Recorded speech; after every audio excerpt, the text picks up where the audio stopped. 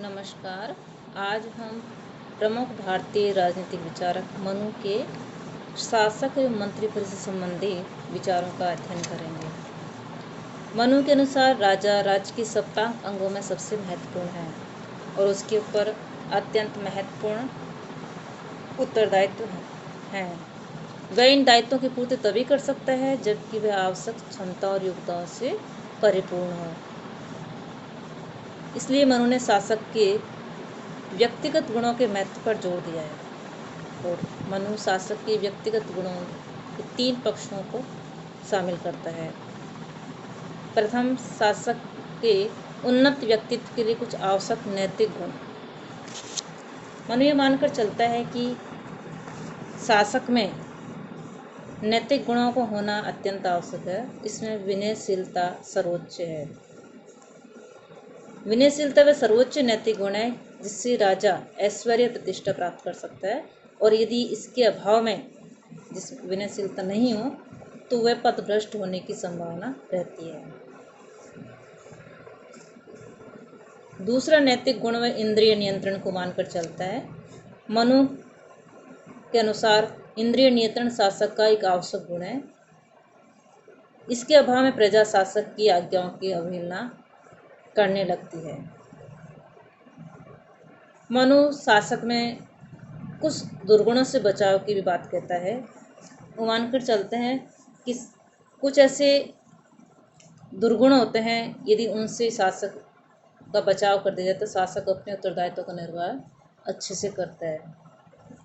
जैसे जुआ, दिन में सोना, परनिंदा, स्त्री आसक्ति, मद्यपान, नाच गान में रुचि आदि 10 व्यसनों से बचाव होना जरूरी है।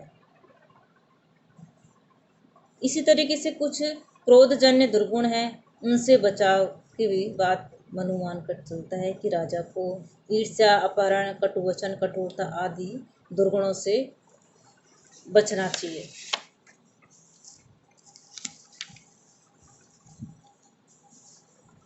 नैतिक गुणों के साथ साथ मनु राजा के लिए अपने दायित्वों के निर्वाह हेतु कुछ आवश्यक योग्यता के ऊपर भी जोर देता है। मनु ये मानकर चलता है कि राजा में शूरवीरता, पराक्रमता, बलशीलता, चातुर्य और समय परिस्थिति अनुकूल स्वयं को कठोर और मृदु बनाने की क्षमता होनी चाहिए और ये शासक के लिए बहुत ही आवश्यक है।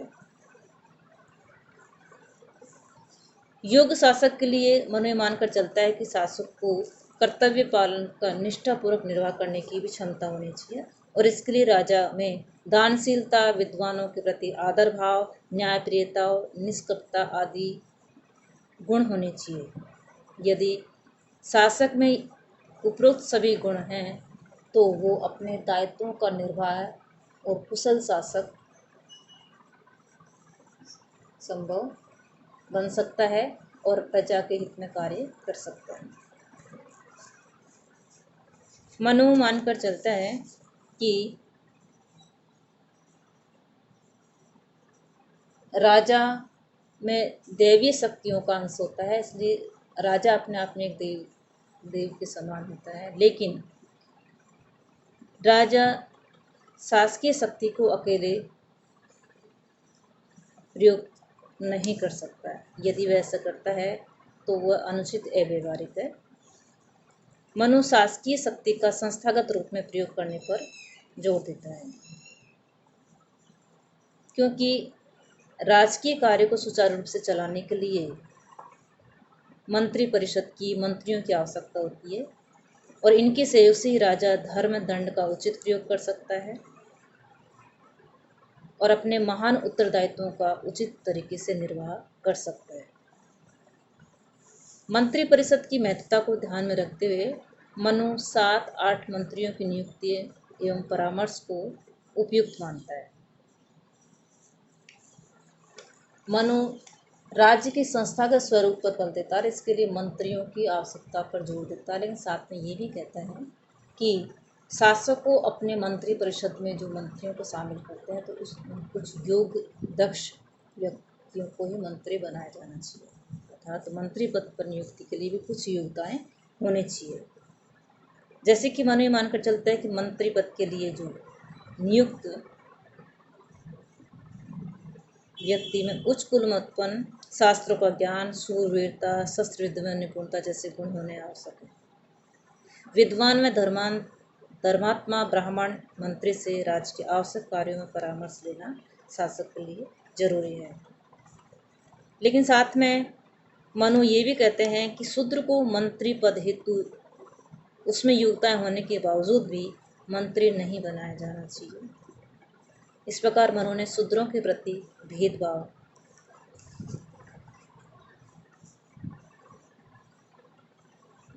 लेकिन इसका भेदभाव का तर्कसंगत कारण प्रयुक्त नहीं किया कि किस कारण से भेदभाव रखते हैं।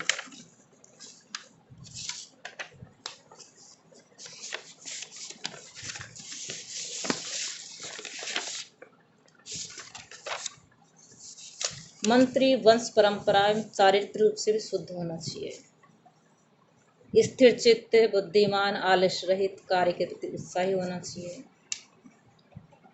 लेकिन साथ में मनु ये भी कहते हैं कि यदि किसी का विशिष्ट कार्य को करना है तो उसके लिए विशिष्ट योग्यता भी होनी चाहिए। जैसे धन संग्रह के कार्य हेतु किसी नियुक्त मंत्री को जरूरी है कि वह सूरवीर हो, उत्साही हो, शुद्ध चित्त वाला हो, अर्थात रिश्वत न लेने वाला हो। मंत्रियों के कुछ योग्यताओं के निर्धारण के बाद मंत्रियों के कुछ दायित्व अधिकार भी मनु मान कर चलता है। मनुस्मृति में वैसे अलग से मंत्रियों के विशिष्ट दायित्व के संदर्भ में जानकारी उपलब्ध नहीं है, लेकिन पदों पर कैसे नियुक्त की जा रही है, परीक्षण विधि से उनके कुछ दायित्वों या अधिकारों की जानकारी प्राप्त हो सकती है। मनु अध्यक्ष अर्थात राजकीय कर्मचारियों के कार्यों की देखभाल हेतु अध्यक्षों की नियुक्ति मानकर चलते हैं और मंत्री को आलस्य रहित होकर नागरिकों के किए गए कार्य को देखना चाहिए, अर्थात मंत्री प्रजा एवं राज कर्मचारियों के कार्यों का निरीक्षण करते रहें। शासकीय कार्यों को संपन्न करते समय राजा को मंत्रियों के साथ विचार विमर्श करना चाहिए और इसको मनु अत्यधिक महत्वपूर्ण मानकर चलते हैं कि धर्म संकट की स्थिति में भी शासक को मंत्रियों से परामर्श लेना चाहिए। दूसरे राष्ट्रों में दूतों की नियुक्ति करने, दूसरे राष्ट्रों में भेजे गए गुप्तचरों एवं दूतों के कार्यों के निरीक्षण आदि कार्यों में भी शासक को मंत्रियों से परामर्श मंत्रणा करनी आवश्यक है। लेकिन साथ में मंत्रियों का भी ये दायित्व माना है कि वे उपयुक्त विषयों पर शासक को उचित परामर्श दें।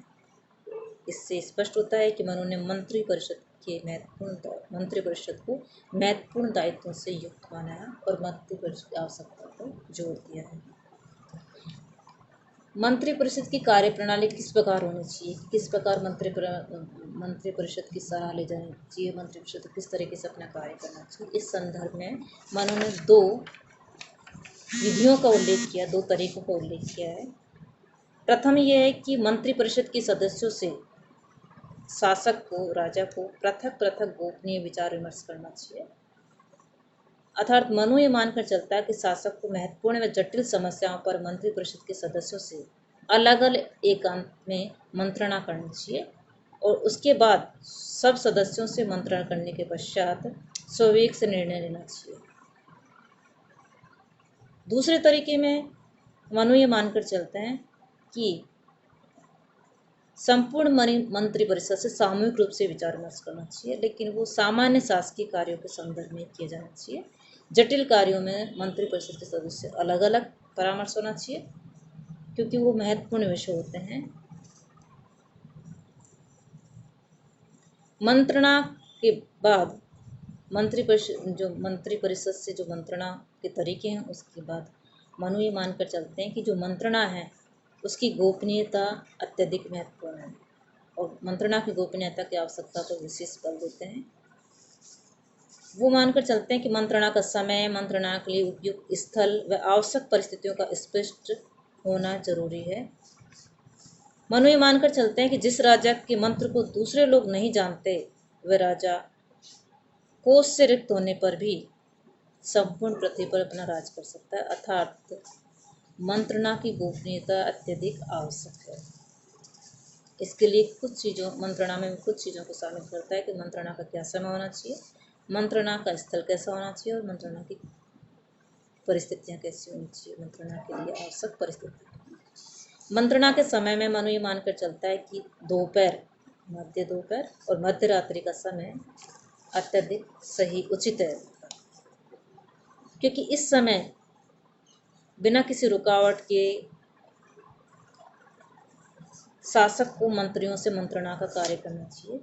ये एक ऐसा समय होता है जब सभी लोगों को विश्राम करने की आवश्यकता होती है, अतः इस समय मंत्रणा में व्यवधानों की उपस्थिति न के बराबर होती है।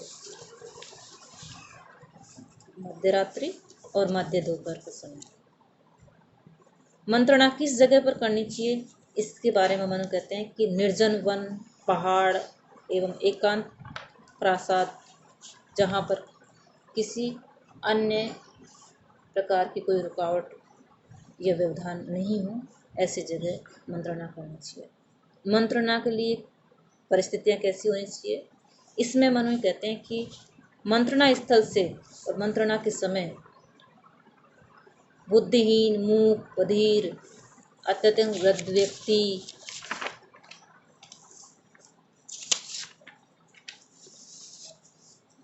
स्त्री, कम या अधिक अंग वाले सभी को हटा देना चाहिए, क्योंकि इन व्यक्तियों की अस्थिर बुद्धि के कारण ये अपमानित होने पर मंत्रणा का अत्यधिक भेदन कर सकते हैं। इस प्रकार मनु ने शासन व्यवस्था में मंत्री परिषद की व्यवहारिक या प्रभावपूर्ण भूमिका भी को स्वीकार किया है। साथ में मनु ये मानकर चलता है कि मंत्री पद पर नियुक्त होने वाले जो मंत्री हैं उनमें कुछ योग्यताएं होनी चाहिए, ताकि वो अपने क्षमता की योग्यता के अनुसार राज्य को अपना सहयोग दे सकें।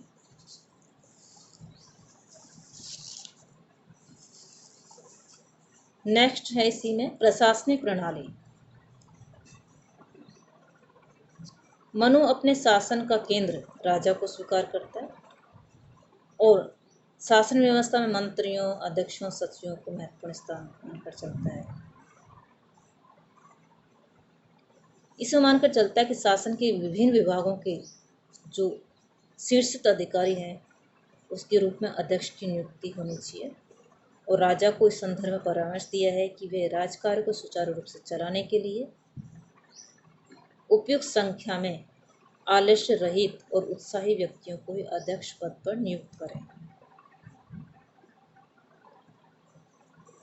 प्रशासनिक प्रणाली में ही परिषद को भी मनु ने शामिल किया है, और परिषद को ऐसे व्यक्तियों की सभा माना है जो तीनों वेदों की ज्ञाता हो, और इन विद्वानों को राज्य के कानून निर्माण और नीति निर्माण संबंधी कार्यों में भाग लेना चाहिए। सेनापति मनु सेनापति शासन का एक महत्वपूर्ण अंग जो सेना है उसका प्रमुख मानता है, और ये मानकर चलता है कि सेना का स्वतंत्र रूप से कार्यभार सेनापति के पास होना चाहिए। दूत राजा को राज्य में शुद्ध अंतःकरण वाले, चेष्टाओं को जानने वाले, कुलीन व अच्छी स्मरण शक्ति वाले और देश काल को समझने वाले व्यक्ति को दूत पद पर नियुक्त करने का परामर्श मनु देता है। प्रशासनिक व्यवस्था का स्वरूप कैसा होना चाहिए, केंद्रीकरण या विकेंद्रीकरण, इस संदर्भ में मनु कहते हैं कि शासन की सर्वोच्च शक्ति राजा में निहित है, लेकिन प्रशासनिक व्यवस्था में प्रत्यायोजन होना चाहिए, क्योंकि राजा के पास कार्यभार ज़्यादा होता है और उसे अपने कार्यों का सही ढंग से संचालन करने के लिए कार्यों का विभाजन मंत्रियों, अध्यक्षों, अन्य प्रशासनिक अधिकारियों में कर देना चाहिए। मनु कहते हैं कि राजा को अपने सहायता के लिए मंत्रियों से परामर्श लेना चाहिए, लेकिन कुछ कार्यों को स्वयं मंत्रियों को करने का दायित्व सौंप देना चाहिए। सेना का नियंत्रण जो एक महत्वपूर्ण कार्य होता है उसका नियंत्रण सेनापतियों को स्वतंत्र रूप से सौंप देना चाहिए। इस प्रकार मनु मानता है कि राज्य में शक्ति का विकेंद्रीकरण किया जाना चाहिए, और इससे प्रजा में स्वशासन की प्रवृत्ति उत्पन्न होती है।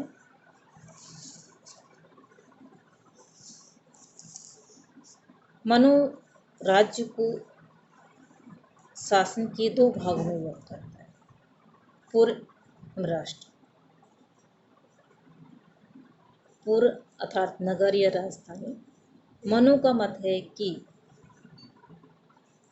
ऐसा भूभाग जहाँ पर विद्वान लोग रहते हो, वीर पुरुष रहते हो, घास हो, जल हो, उपजाऊ हो, ऐसी जगह पर पूरी नगर या राजधानी की स्थापना की जानी चाहिए। शासन व्यवस्था के सुचारू रूप से संचालन के लिए एवं व्यवस्थित संगठन के लिए मनु ने राष्ट्र के शासन को विभिन्न स्तरों पर विभाजित किया है। उस शासन की सबसे छोटी इकाई ग्राम को माना है। और ग्राम शासन की छोटी इकाई है और इस आधार पर उत्तरोत्तर संगठन, ग्रामों के उत्तरोत्तर संगठन की व्यवस्था उन्होंने की है कि 10 ग्राम, फिर 20 ग्रामों का समूह, फिर 100 ग्रामों का समूह और 1000 ग्रामों का निरंतर उत्तरोत्तर संगठन होने चाहिए। और प्रत्येक गांव के प्रशासन के लिए एक उत्तरदायी अधिकारी होना चाहिए, जिसको मनु ने रक्षक कहा है। और रक्षक का महत्वपूर्ण कार्य होना चाहिए प्रजा से कर वसूली करके अपने से उच्च अधिकारी तक पहुंचाना एवं ग्राम में शांति व्यवस्था बनाए रखना। मन यह मानकर चलता है कि प्रत्येक संगठन के अधिकारी को अपने से उच्च संगठन के अधिकारी के प्रति उत्तरदायी होना चाहिए। जैसे एक ग्राम के जो अधिकारी है, उत्तरदायी अधिकारी रक्षक है, उसको 10 ग्राम के गांव के जो उत्तराधिकारी है, अधिकारी है रक्षक, उसके प्रति 10 वाले को 100 ग्रामों के रक्षक के प्रति, 100 ग्राम वाले को 1000 ग्रामों के रक्षक जो अधिकारी है उसके प्रति उत्तरदायी होना चाहिए। नगर प्रशासन के संदर्भ में मनु कहते हैं कि सूरवीर, तेजस्वी, विचारवान उच्च अधिकारी को नगर प्रशासन हेतु नियुक्त किया जाना चाहिए। और नगर प्रशासन के लिए नियुक्त जो व्यक्ति है उसका मेन कार्य प्रजा की रक्षा करना, नगर निवासियों के कार्यों का निरीक्षण करना और भ्रष्ट अधिकारियों को दंड देना होना चाहिए। इस प्रकार हम देखते हैं कि मनु ने स्थानीय स्वशासन के व्यवस्थित स्वरूप को बल दिया है और शासन की शक्तियों कार्यों के विकेंद्रीकरण की उपयोगिता और इसके औचित्य को भी स्वीकार किया।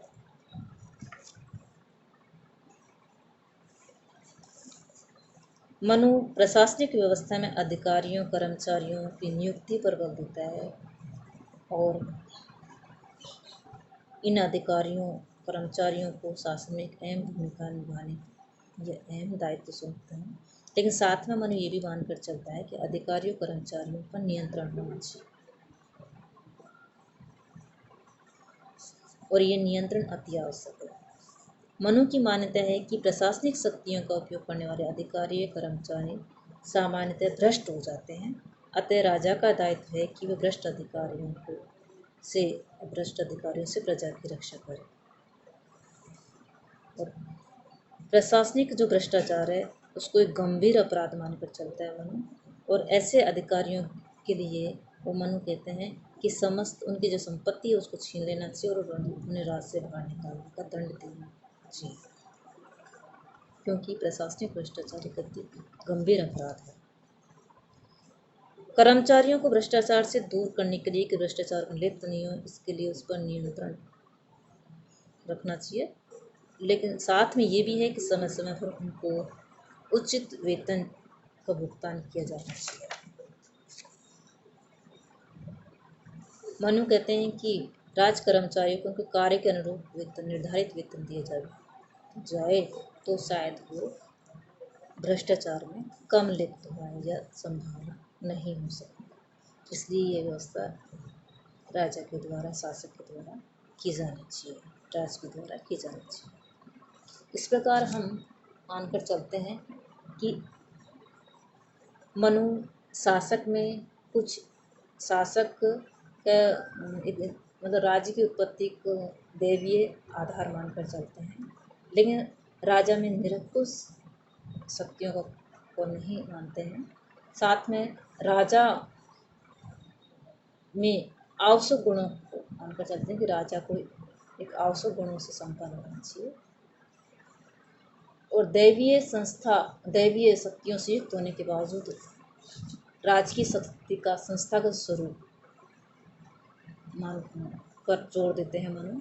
मानकर चलते हैं कि राजा सर्वोच्च शक्तियों से परिपूर्ण है, लेकिन साथ उसको अपने राजकीय शक्तियों का उपयोग मंत्री परिषद की सलाह से करना चाहिए और मंत्रिपरिषद में योग मंत्रियों को नियुक्त करना चाहिए और शक्तियों का विभाजन होना चाहिए और मंत्री अधिकारियों पर भी उचित रूप से नियंत्रण होना चाहिए। तो इस प्रकार से हम अध्ययन करते हैं तो मानकर चलते हैं कि